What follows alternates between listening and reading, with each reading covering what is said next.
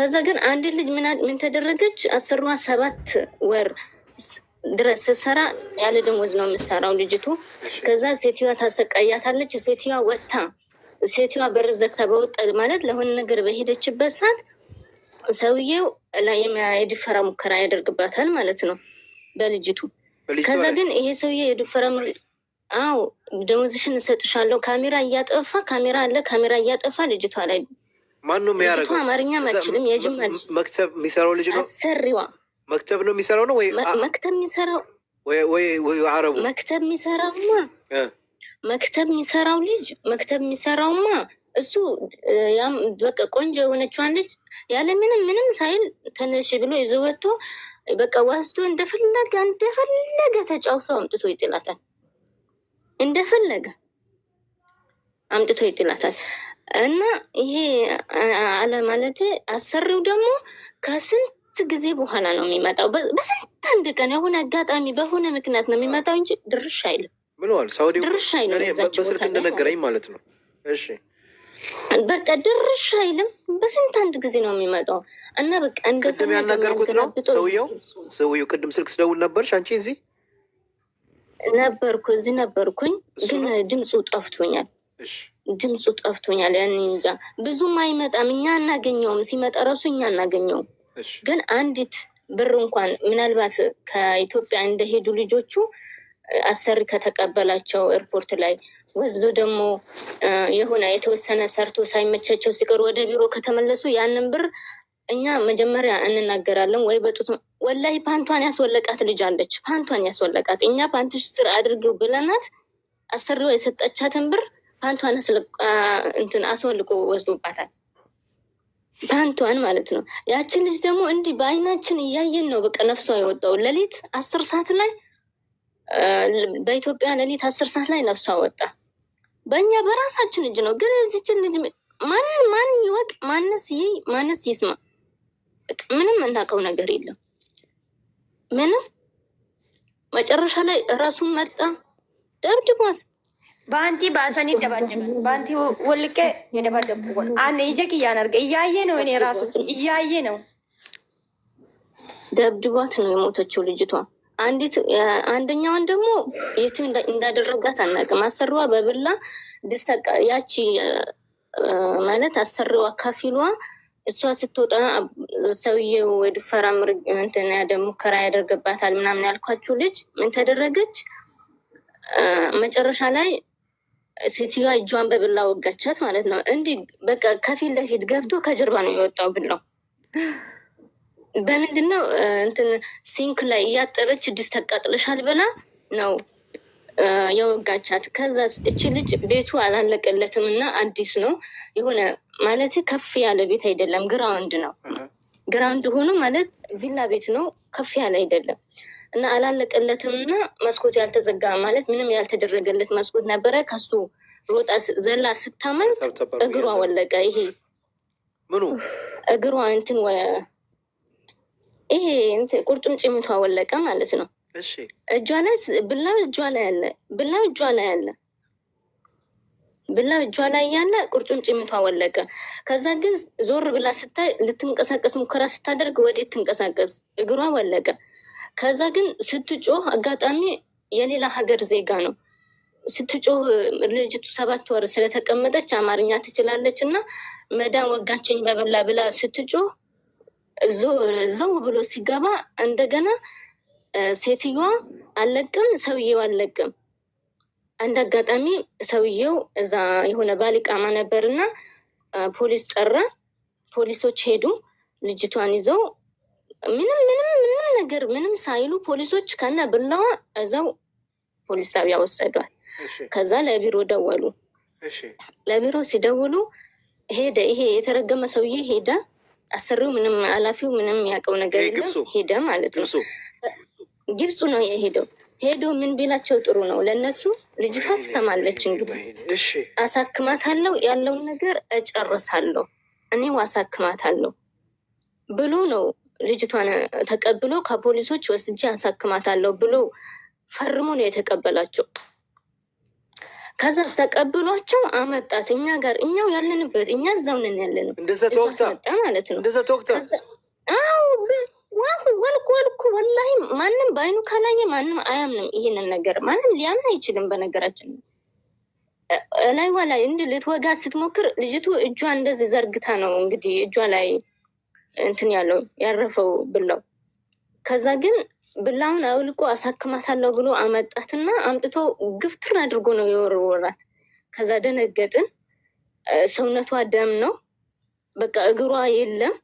ምን እናድርጋት? ከዛ ዘግቶት ሄደ። ተመልሶ መጣና መልሼ ወስድሻለሁ አላት። እዛው ቤት መልሼ ወስድሻለሁ፣ ልጅቱ እጅሽን የወጋሽው እራስሽ ነሽ እንጂ እሷ አልወጋችሽም አላት። አውጋሽ እራስሽ ነሽ የወጋሽው አላት። ከዛ ግን እቺ ልጅ አማርኛም አትችልም፣ ገና ህፃን ልጅ ናት። በቃ የስንት ዓመት እኔ አላቅም፣ የጅማ ልጅ ናት ልጅቱ። ምንም አማርኛም አትችልም። ትንሽ በምታውቃት አረብኛ ነው እኛም በምናውቃት አረብኛ ነው የምንግባባው የነበረው ማለት ነው። ከዛ ግን እንደዛ እየሆነ እየሄደ እየመጣ እየደበደባት እየሄደ እየመጣ እየደበደባት ከዛ እኔ ምንም አልፈልግም በቃ ወይ ግደለኝ ወይ ሀገሬን ላከኝ አለችው። እዛ ቤት ተመልሼ አልገባም፣ ወይ አንተ እዚሁ ግደለኝ ወይ ሀገሬን ላከኝ አለችው። አሁን 7 ወር ደሞዝ አላከችም ልጅቱ። አሁን 400,000 ብር ስጭኝና እልክሻለሁ፣ አሳፍርሻለሁ። እሺ ለቤተሰብ ልደውል፣ ስልክ ስጠኝ፣ ለቤተሰቦች ልደውልና ስልክ ስጠኝ እነሱ ይልኩልሃል ብላ ስትለው በቃ ምንም። ከዛ ግን በስተመጨረሻ ይችን ልጅ እየደበደባት በየቀኑ እያለ አንድ ቀን ኬንያዋ ምን አለችን? እንዳይመታችሁ። አንዲት ኬንያ ተደብቃ መጣችና እንዳይመታችሁ፣ ልክ እሱ ሲመታችሁ አለች ልብሳችሁን አውልቃችሁ ሁላችሁም በጀማ ልብሳችሁን አውልቃችሁ ራቁታችሁን ልብሳችሁን ወርውሩበትና ውበሉ አለችን። ከዛ ግን ሁሉም እሺ ይላታል። እሱ ሲመጣ ሁሉም በቃ ድምጥማጡ ነው የሚጠፋው ማለት ነው። ይፈራል። ሁሉም ሽንት ነው የሚያመልጠው። ከዛ እንደዛ እያደረጋት እንደዛው ያለችን ቀን ልጅቱን መጣ። በቃ ይሄ በምን በሚያክል እጁ በቃ አንድ በጥፊ ስላት በቃ ይሄ ዞረች ልጅቷ እንዳለ ተሽከረከረች ማለት ነው። ከዛ ግን አላህ ይስጣትች ኬንያዋ በሩን በርግዳው ገባች። በሩን በርግዳ ገብታ ምን ብታደርገው ጥሩ ነው? ጎሮሮውን አነቀችው እና ምን አልኩሽ አላት። ወላሂ ምን አልኩሽ ያንቺን ምንሽ ነካውብሽ ብሎ ስላት ኩል ሴምሴም አለችው። ኬንያ አፍሪካ፣ ዩጋንዳ አፍሪካ፣ ኢትዮጵያ አፍሪካ ሁላችንም አንድ። ሁለተኛ እንደዚህ ስታደርግ እንዳላይ። ከዛም በኋላ ግን ልጅቷን ይዞ እየወጣ መኪና ውስጥ ደብድቦ እያመጣ በስተመጨረሻ ግን ምን እንዳደረጋትም አናውቅም። እዟት ወጣ፣ እዟት ቀረበ። እዛው ማን ይጠይቀው? የዛችም ልጅ ምንም ነገሯ እንትን ሳይል ደግሞ እንደገና አንዲት ልጅ ደግሞ አሰሪዋ በረኪና ደፍታባት 5 ሊትር በረኪና ከላይ እስከታች ደፍታባት ሰውነቷ ቆሰለ ማለት ነው። ሰውነቷ ቆስሎ ይዟት መጣ። እዛው ራሱ አንድ በእርግጫ እያለ አንድ በጥፊ እያለ ራሱ ገደላት ልጅቷ። ግን ያንን ነገር እስከ ዛሬ ድረስ ማንም ያውቀው ነገር የለም ማንም። እና ምናልባት እንኳን እኔ ቢያንስ ያቺ ልጅ አሁን እኔ እሰማ ነበር ሚዲያ ላይ ምን ስልክ የለን ምን የለን ማንስ ይናገራል። ቤት ውስጥ ለሰራተኛ ምግብ የምታበስል ኢትዮጵያዊ ነበረች። እቺ ልጅ ግን ሲወጡ ሬሳ ሲያወጡ አይቻለው እና ሌሊት ነፍሷ የወጣው 10 ሰዓት አካባቢ ነው የወጣው። እኛ ስንጮህ እሷ ናት መታ እንትን ያለችው ማለት ነው፣ ለሱ የደወለችለት። ከዛ ግን ቀድመሽ በታትኛቸው በቦታው እንዳይኖሩ አላት። ከዛ እኔ የትም በቃ ዞር አልልም ከሷ ጋር ይግደለኝ እንጂ አልሄድም፣ የትም አልሄድም ብዬ እንትን አልኩ ማለት ነው። ከዛ ልክ ሲመጣ አንቺ ምንም እንትን ይልሻል ምናምን ሲሉኝ በቃ እኔ ልክ እሱ ሲመጣ ሁላችን መንፈራለን። በቃ ሬሳውን የት ውሰደው የት ምን ያደርጉት እኛ አላየንም። ልጅቷ ግን ስትናገር ይዘው ወርደው ፎቅ ላይ ነው ያለ ነው። ይዘው ወርደው መኪና ውስጥ ሲያስገቡ አይቻለሁ አለች ልጅቷ። ግን በቃ ማንም ያውቀው ነገር የለም ይሄንን ኬዝ። አዎ የዛችኛውን አሁን የሞተችውን እኮ ከልጃን የእሷንም እኮ ሬሳ ለመደበቅ እየሞከሩ ነበር፣ ይዘዋት ሊወጡ ሲሞክሩ ነበር። ይሄን ነገር ሰምተናል እኛም። የእሷንም ሊደብቃት ፈልጎ ነበር። ምን የምናውቃለው ግን የዚችን ሌሊት ነው ማንም ምንም የሚያውቀው። ደግሞ ጫካ ነው ቦታው ራሱ በቃ ምንም የምናየው ነገር የለም። ምን በላውም የምንጠጣው የሽንት ቤት ውሃ ነው የምንጠጣው። በቃ ምንም የምንታጠብበት የለን፣ ምን ምንልበት የለን፣ በቃ የለም። በቃ ምንም ነገር ሁሉም ሬሳው ነው። ሁሉም ተስፋ ቆርጧል። ሲጀመር ማንም እንደዚህ ሀገሩን እገባለሁ ብሎም ያሰበም የለም በፍጹም ሲጀመር። ግን ይሄ ነገር እኔ እንጃ እኔ አላቅም። በተለይ የኢትዮጵያ ኤጀንሲዎች እኔ አላቅም። ይህንን ነገር ኤምፓዚ ሊያውቀው ግድ በቃ ግድ ይገባል። ይህንን ነገር በቃ ለምንድን ነው ስልክ የሚቀሙት ልጆች? ለምንድን ነው ልክ እዛ ከኢትዮጵያ ሲወጡ በቃ ምን አይነት ቤት እንደሚገቡ እንዴት አድርጎ የኢትዮጵያ ኤጀንሲዎች እንደሚልኳቸው ማንም ያውቃል። ግን ከዛ ከወጡ በኋላ ልክ ኤርፖርት ሲደርሱ ሁሉም ነገር ይቀየራል። የሀገር ውስጥ ኤጀንሲ ነው በቃ የሚቀየረው ሁሉንም ነገር ማለት ነው። እንግዲህ ስልክ እንዳይሰጣቸው የሚያደርገው እሱ ነው። ሌላ ማን ያደርጋል? በቃ ከምንም በላይ ስልክ ያስፈልጋቸዋል። ስልክ ያስፈልጋል በቃ ከምንም በላይ በቃ ሌላ ሁሉም ትርፍ ነው። እንዴ በምን ይታወቅ? አሁን የዚች ልጅ ሬሳ በቃ ቤተሰቦቿ እንኳን ምንም የሚያውቁት ነገር የለም። አላቅም ብቻ እኔ አላቅም። ልጅቷ የጅማ ልጅ ናት። ያችም ልጅ እዛ እየቀጠቀጡ ልብሳቸውን እያወለቁ እየዘቀዘቁ እየገረፏቸው አንድ ነገር ለቤተሰቦቻችሁ ለማን ትናገሩና እያሉ ስቃይ ላይ ነው ያሉት። ይሄ ነገር እንዲቆምልን፣ ይሄ ነገር በደንብ መንግስት እንዲያጣራልን፣ እንዲከታተልልን፣ ኤምባሲያችን በዚህ ጉዳይ ላይ በደንብ እንዲሰራ የሆነ ቡድን ተቋቁሞ ኤምባሲ ውስጥ በየኤጀንሲዎች እህቶቻችንን በደንብ ቼክ እንዲያደርግልን፣ ኮንትሮል እንዲያደርግልን፣ ኤምባሲ የራሱ ካሜራ ያስገባልን። ለምን እነዚህ እህቶቻችን ለምንድን ነው የሚሞቱብን? ለምንድን ነው ሬሳቸው በየጊዜው ወደ ሀገር የሚላቀው? እንዴ በዚህ ሳምንት ውስጥ 2-3 ሰው ይመቱብናል እንዴ? እንዴት ነው? የ16 ዓመት ወጣት ምንም ሳታረግ።